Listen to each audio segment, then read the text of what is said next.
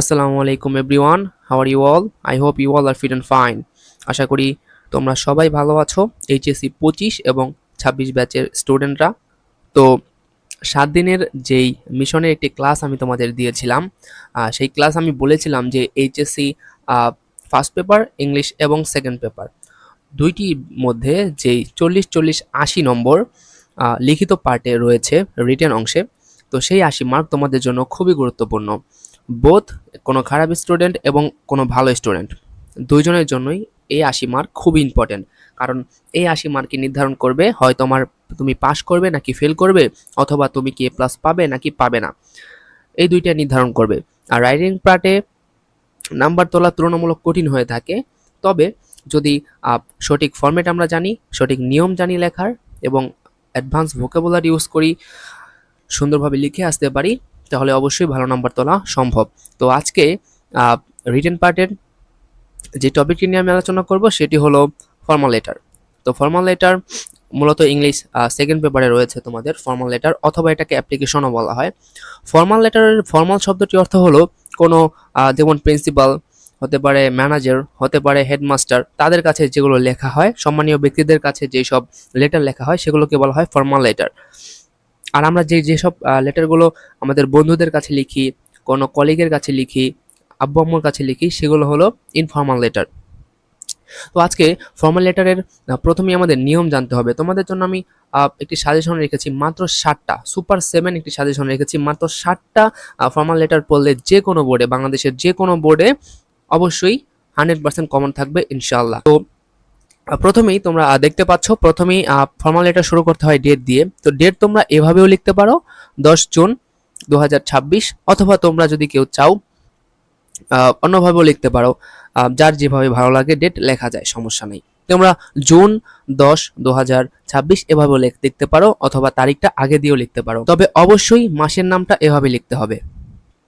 কোনোভাবেই আহ, কোনোভাবেই এভাবে লেখা যাবে না। আমরা অনেকে ভুলটা করি, আমরা এভাবে লিখি 10/6 বা 10/6/2026, আমরা অনেকেই এভাবে লিখে থাকি, তবে এভাবে কোনোভাবে লেখা যাবে না। তোমরা অবশ্যই চেষ্টা করবা ফর্মাল ওয়েতে এভাবে লেখার জন্য, 10 জুন 2026। তো তারপরেই তোমরা দেখতে পাচ্ছ দ্য হেডমাস্টার। তো তারপরেই তোমরা দেখতে পাচ্ছ 10 জুন এই ডেট তোমরা দেওয়ার পর এখানে তোমরা দেখতে পাচ্ছ যার কাছে আমরা অ্যাপ্লিকেশনটি লিখব, প্রিন্সিপাল। এটা সাবজেক্টটা হলো ট্রান্সফার সার্টিফিকেট, রাইট? তো ট্রান্সফার সার্টিফিকেট তো অবশ্যই আমরা প্রিন্সিপালের কাছেই লিখব। তো আমি তোমাদের এখানে একটা দিয়ে দেখাচ্ছি, বাকিগুলো তোমাদের সেম ওয়েতে হবে, শুধু সাবজেক্ট চেঞ্জ হবে এবং তোমাদের ইনফরমেশনগুলো চেঞ্জ হবে, তোমাদের নাম, তোমাদের ক্লাস, তোমাদের রোল, এগুলো চেঞ্জ হবে। তো তারপরে তোমরা দ্য প্রিন্সিপাল লেখার পর লিখবে তোমার নিজেদের কলেজের নাম। এটা যে কোনো কলেজ হতে পারে, এটা আমার কলেজ গভর্নমেন্ট দোহার নবাবগঞ্জ কলেজ ঢাকা, এটা আমার কলেজ, এজন্য আমি এটাই লিখেছি। তো সাবজেক্টের জায়গায় তোমরা যেই অ্যাপ্লিকেশনটি থাকবে সেটির এই অংশটুকু লিখবে, যে pair for a transfer certificate হতে পারে, pair for a multimedia classroom হতে পারে, ডিবেটিং ক্লাব, কম্পিউটার ল্যাব, যে কোনো কিছু, হোয়াট এভার।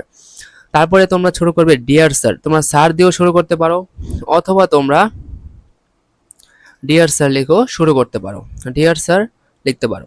তারপরে তোমরা প্রথমেই শুরু করবে যেটা দিয়ে, সেটি হলো I beg most respectfully two state that I am student of class 12 of your college. তো এই যে তোমরা প্রথম লাইনটি দেখতে পাচ্ছ, এই প্রথম লাইনটির অর্থ দাঁড়ায় এরকম যে, বিনীত নিবেদন এই যে আমি আপনার কলেজের একজন নিয়মিত ছাত্র।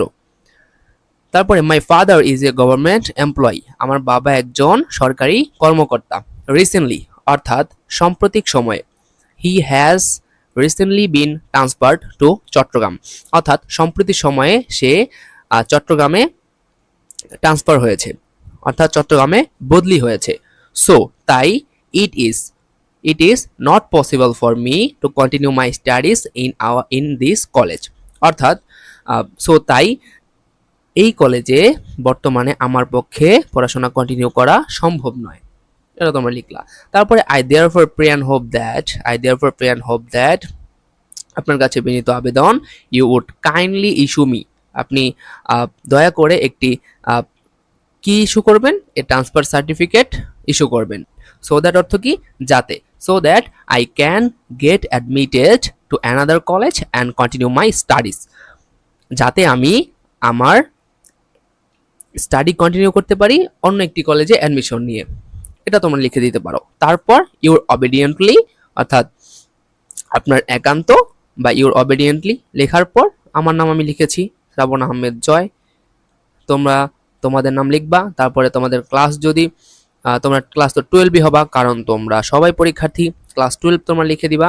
এবং রোল নাম্বারটা, আমার রোল ছিল 1005 দিবা। এখানে তোমাদের সঠিক রোল লিখলেও হবে, ভুল রোল যে কোনো একটা লিখে দিলেও কোনো সমস্যা নেই। তো এই ছিল ফর্মাল লেটার লেখার নিয়ম। তোমরা যে কোনো ফর্মাল লেটার এটা ইউজ করতে পারো। তোমরা যারা এসএসসি যদি কোনো স্টুডেন্ট থাকো তারাও এটা ইউজ করতে পারো। এসএসসিতেও এই ফর্মাল লেটার খুব এসে থাকে, ট্রান্সফার সার্টিফিকেট। অথবা আমি রেকমেন্ড করব যারা আরও নিচের ক্লাসে অথবা যারা প্রফেশনালি কোনো কাজে ইউজ করতে চান তারাও আরেকটু প্রফেশনালি করে অ্যাডভান্স ভোকেব ইউজ করে লিখতে পারেন। তবে এটাই ফর্মাল লেটার লেখার প্রপার যেই নিয়ম সেটা। তো এখন আমি তোমাদের শুরুতেই যেটা বললাম যে সুপার 7 অর্থাৎ 7টা ফর্মাল লেটারের কথা বলবো, যেগুলো বিগত বছরগুলোতে প্রচুর পরিমাণে বোর্ড কোশ্চেনে এসেছে এবং বিভিন্ন যে নামকরা যেই কলেজগুলো টেস্ট পরীক্ষা বিভিন্ন ধরনের পরীক্ষায় এসেছে সেখান থেকে এগুলো আনা।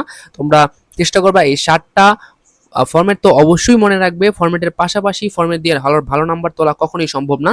তোমরা এই ফর্মাল লেটারগুলো যারা ভালো স্টুডেন্ট আছো তারা এই 7টা ফর্মাল লেটারের যেগুলো আছে সেগুলোর মূল যে বডি পার্টটা সেটা তোমরা অবশ্যই ভালো মতো দেখে যাবা, ভালো মতো পড়ে যাবা। তো প্রথমে আমি যেটা রেখেছি সেটা হলো ট্রান্সফার সার্টিফিকেট। তো ট্রান্সফার সার্টিফিকেট মাত্রই আমি যেটা দিয়ে বর্ণনা করলাম সেটা হলো ট্রান্সফার সার্টিফিকেট। তো ট্রান্সফার সার্টিফিকেটের যেই ফর্মাল লেটারটা সেটা খুবই ইম্পর্টেন্ট, কারণ যে কোনো আমি দেখি প্রায় 8টা বোর্ডের মধ্যে দেখা যায় যে 2-3টা বোর্ডেই এটা এসে পড়ে। খুবই ইম্পর্টেন্ট। তারপরটা যেটা দেখতে পাচ্ছ সেটা হলো English language club. English language club অর্থাৎ অনেক কলেজে বা অনেক স্কুলেও দেখা যায় ল্যাঙ্গুয়েজ ক্লাব আছে, তারা ইংলিশে ডিবেট করে, অনেক কিছুই করে। ইংলিশ ল্যাঙ্গুয়েজ ক্লাবের জন্য তোমরা তোমাদের প্রিন্সিপাল স্যারের কাছে একটি আবেদন করবা। তো তারপরে যেটি দেখতে পাচ্ছ সেটি হলো study tour. Study tour study ট্যুরও খুব ইম্পর্টেন্ট। প্রতি বছরই দেখা যায়, প্রতি বছর না আসলেও 2-1 বছর পর এসে থাকে, বিভিন্ন কলেজগুলোতে দেখা যায় এসে থাকে। এবার যেহেতু সারা বাংলাদেশে একটা কোশ্চেনে পরীক্ষা হবে, এইচএসসি 25 ব্যাচের জন্য একটা কোশ্চেন, এইচএসসি 26 ব্যাচের জন্য একটা কোশ্চেন। তো দেখা যায় এটা চলে আসতে পারে, বলা যায় না। তো সবগুলোই ইম্পর্টেন্ট, যে কোনো বোর্ডের জন্য ইম্পর্টেন্ট, কারণ সব বোর্ডই একটাই কোশ্চেন হবে, সেহেতু একটু ভালো করে পড়তে হবে এবার। তারপরে seat in the college hostel, এটাও প্রিন্সিপাল স্যারের কাছেই আবেদন। তারপরে দেখতে পাচ্ছ সায়েন্স ফেয়ার, এটাও বিজ্ঞান মেলার জন্য স্যারের কাছেই আবেদন। প্রিন্সিপাল স্যারের কাছে তোমরা একটা আবেদন করতে পারো, অথবা ক্লাস টিচারের কাছে, অথবা হেডমাস্টারের কাছে, যাই হোক। তোমরা যারা এইচএসসি আছো তারা অবশ্যই প্রিন্সিপাল, তোমাদের হেডমাস্টার নেই, তোমাদের ওটা হলো প্রিন্সিপাল স্যার। তো তারপরে যেটা দেখতে পাচ্ছ smart sound system in large classroom, এটা দেখতে পাচ্ছ 6 নম্বরে। এবং 7 নম্বরে যেটা তোমরা অনেকে অবাক হবা যে স্যার এখানে তো অনেকগুলা ভাইয়া, এটা আমরা কিভাবে বুঝলাম না, এখানে একটা কিভাবে। এই দেখো তোমরা এখানে debating club, computer lab, multimedia system, common room, safe drinking water, enhancing library facilities, এগুলা কিন্তু সবই সেম। এগুলো সবই তোমাদের প্রিন্সিপাল স্যারের কাছে আবেদন, এবং সবই দেখো শুধু সাবজেক্টটা চেঞ্জ এবং বাকি সব সেম। তোমাদের যদি কারো এই 7টার আমার নিজের যে নোট করে আমি পড়েছিলাম সেই নোট থেকে তোমার দরকার হয় বডি পার্টটা, তোমরা আমার হোয়াটসঅ্যাপে মেসেজ করতে পারো এবং কমেন্ট করতে পারো, আমি তোমাদের দেওয়ার ব্যবস্থা করব, পিডিএফে করে দেওয়ার ব্যবস্থা করবো ইনশাআল্লাহ। তো এই ছিল ফর্মাল লেটারের সাজেশন এবং ফর্মাল লেটারের নিয়মাবলী কিভাবে পড়বা তোমরা। এবং তো তোমরা ভালো করে পড়াশোনা করো, তোমাদের সময় খুবই কম, অলমোস্ট মাত্র 20 দিনের মতো সময় তোমাদের হাতে আছে, এবং তোমাদের জন্য খুবই দোয়া রইলো। তোমরা ভালো মতো পড়াশোনা করো, এবং এইচএসসি 25 ব্যাচ যারা ইংলিশে 38% স্টুডেন্ট ফেল করেছে তাদের উদ্দেশ্যে বলি ভাইয়া, অনেক কষ্টে তোমরা অনেক মানুষের কথা শুনে অনেক কিছু করে এই পর্যন্ত এসেছো, কারণ একটা স্টুডেন্ট ফেল করলে কি পরিমাণ সমাজের চোখে বা মানুষের চোখে কি পরিমাণ বাজে ব্যাড ইম্প্যাক্ট পড়ে তাদের মধ্যে, সেটা তারাই ভালো বলতে পারবে। তাদের বলি ভাইয়া এই কয়দিন ভালো মতো প্রিপারেশন নাও, আর ইংরেজিতে যারা শুধুমাত্র ইংরেজিতে ফেল করেছো তাদের উদ্দেশ্যে বলি তারা রিটেন পার্টে খুবই পরিমাণ ফোকাস করো। রিটেন পার্টে ভালো পরিমাণ ফোকাস করলে তোমাদের ইনশাল্লাহ তোমরা ফেল করবা না। আর আমি যে নিয়মাবলীগুলো দিচ্ছি এবং সাজেশনগুলো দিচ্ছি এগুলো ফলো করো, ইনশাল্লাহ তুমি ফেল করবে না। এবং আহ, আর যে গ্রামার টপিকগুলো তোমাদের যেগুলো যেভাবে পড়তে বলেছি গত ক্লাসে তোমরা সেভাবে পড়বা। আমার সবাই ভালো থেকো, সবার জন্য দোয়া রইলো। আসসালামু আলাইকুম, আল্লাহ হাফেজ।